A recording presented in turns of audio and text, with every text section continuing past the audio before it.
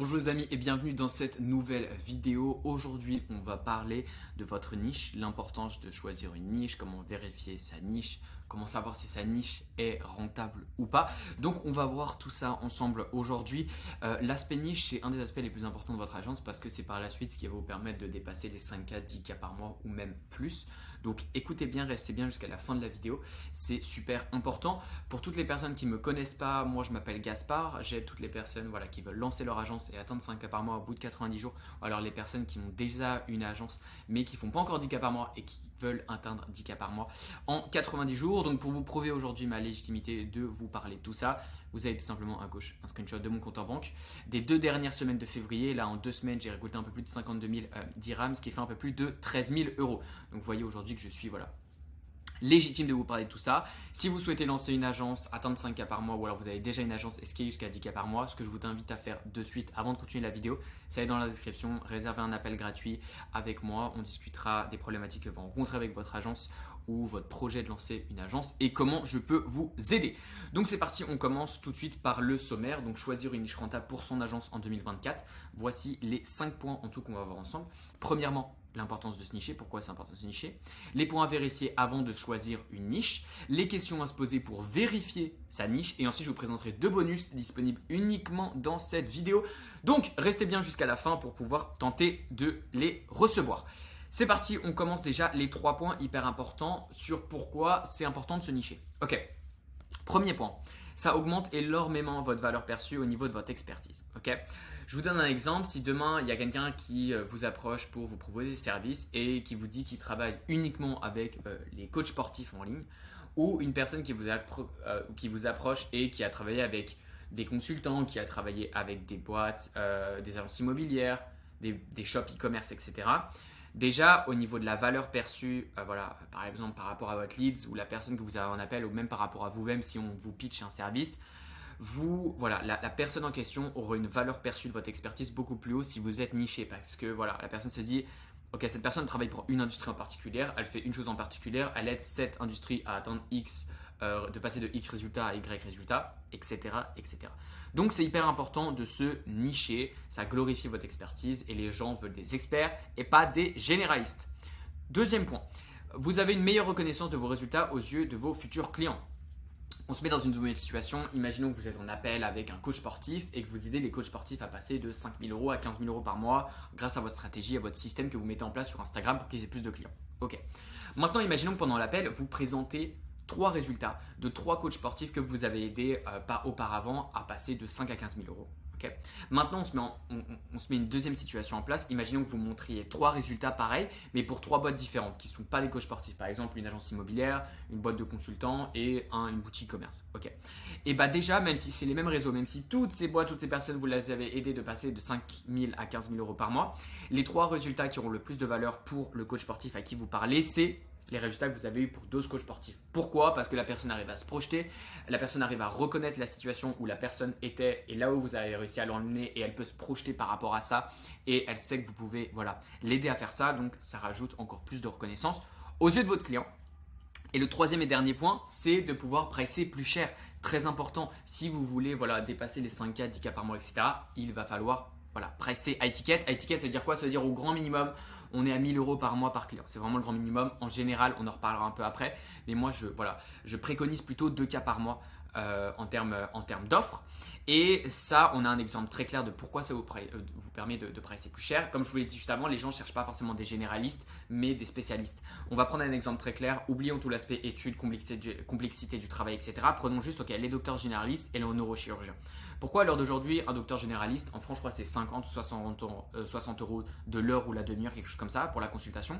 Et un neurochirurgien, pourquoi il arrive à facturer des opérations à plusieurs milliers d'euros. Alors, au du fait de la complexité, tout ça, etc., si on prend juste l'aspect niche, on sait que le docteur généraliste, il aide les humains, en gros, à régler à peu près n'importe quel problème. À partir du moment où tu te sens pas très bien, tu vas chez le docteur généraliste, il te fait une prescription, il te dit quoi prendre, etc.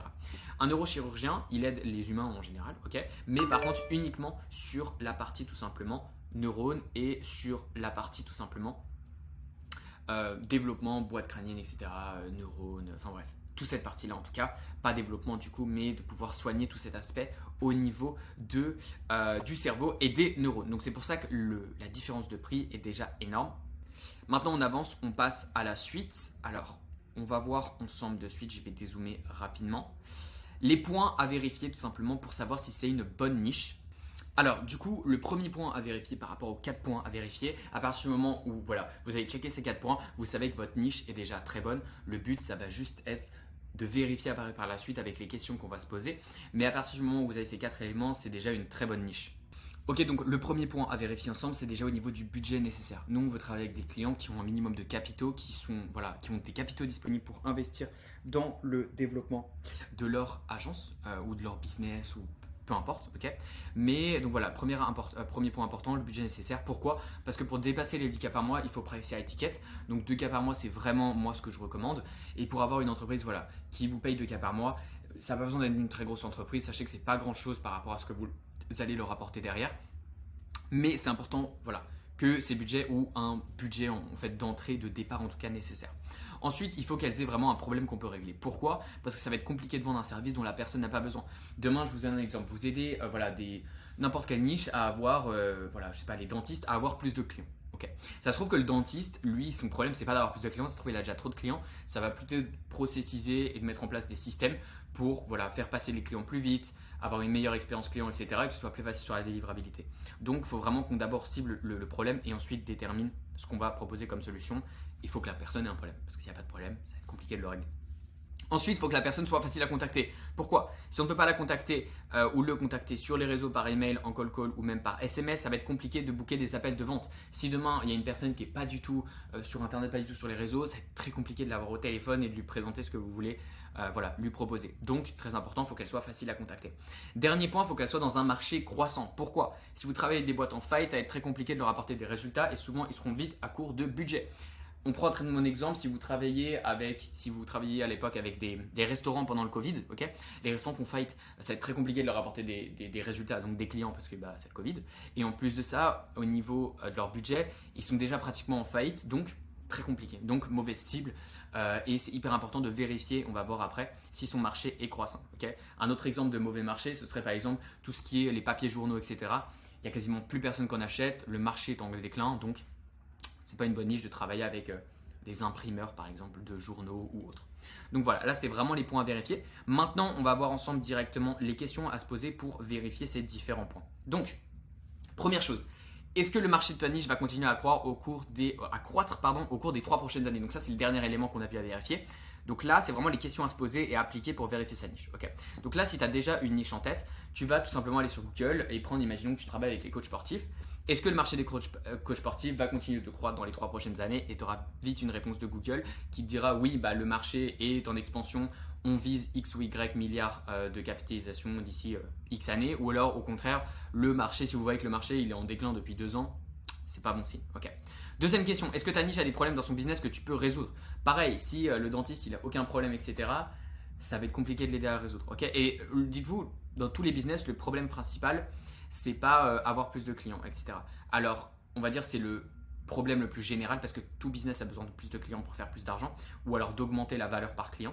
Mais sachez que des fois, c'est pas forcément uniquement la seule façon de vendre un service. C'est-à-dire que des fois, il y a des gens, vous pouvez les aider énormément sur leur organisation, etc.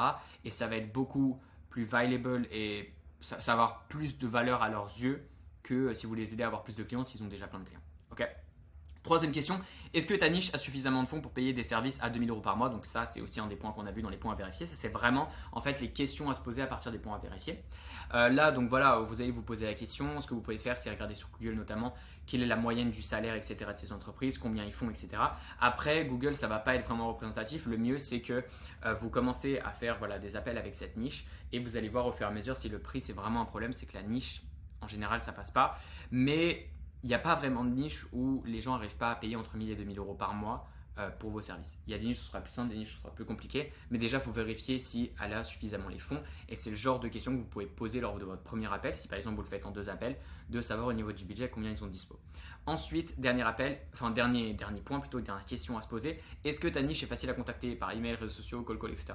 Si vous arrivez très peu à trouver les contacts du dirigeant et si vous galérez à trouver, on va dire, plus de 2 canaux, donc en prenant tous les réseaux sociaux, email, call, etc., que 2 canaux à chaque fois pour les contacter, c'est peut-être que la niche ça va être compliqué parce qu'elle n'est pas forcément sur le réseau. Donc ça, c'était vraiment les 4 questions les plus importantes à se poser. À partir de ce moment-là, vous avez déjà une base où vous avez les critères nécessaires au niveau de votre niche. Et maintenant, vous avez toutes les questions à vous poser, à vérifier pour pouvoir par la suite avancer avec cette niche et vérifier si c'est une bonne niche. Maintenant, tout simplement, on va avancer avec la suite, avec le premier bonus. Donc là, si vous voulez, c'est un petit peu mes conseils bonus, c'est les différentes choses que moi j'ai repérées et que je vais vous transmettre aujourd'hui. Donc premièrement, moi ce que je vous conseille, c'est de choisir une niche où ils ne mettent pas déjà en place votre service. Exemple, l'e-commerce c'est une niche très compliquée, mais en plus de tout ça, l'e-com c'est compliqué car ils font déjà des ads. C'est-à-dire que vous allez proposer un service que les personnes font déjà, parce que par exemple pour l'e-com c'est un des seuls moyens d'avoir des clients. Ça passe beaucoup par la publicité, il y a un peu de contenu en ligne ou des SEO, etc. Mais surtout la publicité majoritairement. Donc en fait, si vous commencez vous, ça va être compliqué d'être plus fort qu'une personne qui l'a déjà fait, ça se trouve depuis plusieurs mois. Puis c'est une niche hors de tout ça, très compliqué. Tous les élèves là, toutes les personnes que j'ai accompagnées, on a vu ça plusieurs fois ensemble. L'e-com c'est très compliqué, je vous déconseille de commencer par cette niche. Mais hors du fait de tout ça, choisissez une niche où ils ne mettent pas en place déjà votre service. S'ils ne font pas de publicité, c'est mieux que d'avoir une niche où toutes les boîtes font déjà de la publicité. Okay. Deuxième point, proposez votre service à des entreprises qui ont juste besoin de leads pour commencer. Okay. Autre exemple, l'e-com, vous allez devoir amener la personne jusqu'à l'achat. Alors que les local business, si par exemple la personne est d'accord que juste vous lui ameniez des leads et après il y a son équipe de vente qui s'occupe d'appeler les leads, booker les appels, etc. Vous, votre but, c'est juste de créer une bonne ads qui pourrait rapporter des gens, qui pourraient faire signe, qui seraient peut-être intéressés par cette opportunité. Donc on passe de run des ads pour trouver directement des clients qui sont prêts à l'achat, qui après votre ads vont acheter, à juste avoir l'attention de quelques potentiels nouveaux clients qui montrent de l'intérêt par rapport à votre offre ou l'offre de votre client. Et c'est déjà beaucoup plus facile. Okay, c'est déjà beaucoup plus facile parce que par rapport, si vous voulez, là c'est un petit peu le process d'acquisition. Là c'est une personne qui n'a pas encore acheté, là c'est une personne qui va acheter. Par exemple, si vous choisissez une niche comme l'e-com, vous devez passer par tout, on va dire, le process d'acquisition pour que la personne achète. Alors que si vous travaillez avec des business où vous leur apportez juste des leads, par exemple, je sais pas, des agences immobilières, et eux, ils sont juste à appeler après par la suite parce qu'ils ont déjà des équipes par rapport à tout ça, vous en êtes là par rapport au process d'achat, donc c'est beaucoup plus facile d'avoir des résultats rapidement. Et surtout, le dernier point, choisissez une niche avec un produit à étiquette et pas un produit à 100 euros. Exemple, tout ce qui est niche du solar, donc c'est tout ce qui est panneaux solaires, etc. Le prix d'entrée, en général, c'est 10K par client. Donc ça veut dire qu'en fait, si vous choisissez une niche à étiquette, pour faire une grosse différence au niveau des revenus de la personne, ça se trouve qu'en 1 ou 2 clients, vous pouvez lui faire plus de 10K. Et si vous lui pricez 2K par mois, c'est ridicule. Et donc du coup, si vous avez un business où vous avez juste à trouver des leads et eux, ils ont une équipe pour appeler derrière et qu'en plus, c'est des clients à étiquette, là, vous avez tout gagné. C'est facile d'avoir des résultats et dès que vous avez ne serait-ce qu'un seul nouveau client grâce à votre système, ça fait déjà des résultats exceptionnels. Et là, sur 10K, ça fait déjà x5 par rapport à l'investissement qu'ils ont mis avec vous. Donc, c'est super bien pour ramener après par la suite de nouveaux clients. Donc ça, c'était vraiment 3 conseils bonus, 3 conseils en plus que j'ai vus. Et de suite, on va passer au bonus numéro 2. Donc, pour le dernier bonus, c'est tout simplement le bonus numéro 2. Si, à l'heure d'aujourd'hui, tu n'as pas encore d'agence, tu es perdu, tu as du mal à trouver soit tes premiers clients, soit à te lancer, soit à ta niche, je peux t'aider, je peux t'accompagner pendant les 3 prochains mois pour t'aider à atteindre 5K par mois d'ici 90 jours ou même plus. Après, si à l'heure actuelle, pareil, tu as déjà une agence, mais tu as bloqué un petit peu un plafond de verre ou tu galères à trouver des clients, que tu n'as pas encore eu tes premiers clients, pareil, je peux t'aider, je peux t'accompagner pendant les 3 prochains mois pour aller à 10K par mois, voire plus. Ce que je vous propose alors aujourd'hui, c'est exclusif, c'est un nouveau bonus, ce sera uniquement pour cette vidéo. Toutes les personnes qui souhaitent avancer, lancer leur agence ou scaler leur agence, ce que je vous propose, c'est que vous bookiez directement un appel dans mon calendrier. Le lien est en description, ça ne nous engage à absolument rien. Le but, ça va être de discuter des problématiques que vous rencontrez, là où vous en êtes et comment moi je peux vous aider. Et qu'on travaille ou pas ensemble, je vous offre une template de site offert. C'est-à-dire que si à l'heure actuelle, votre site web pour votre agence n'est pas dingue ou vous n'en avez pas, à partir du moment où vous venez en appel avec moi, à la fin de l'appel, quoi qu'il arrive, je vous offre tout simplement ce site web offert.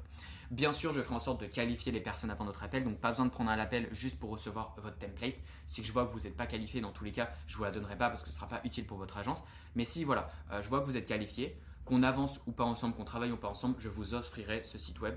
Donc ce que je vous invite de suite à faire, c'est d'aller dans la bio, de tout simplement aller réserver votre créneau tant qu'il en reste. Et puis voilà, on se retrouve plus tard dans une autre vidéo. N'hésitez pas à me faire des retours en commentaire, à vous abonner, à liker cette vidéo.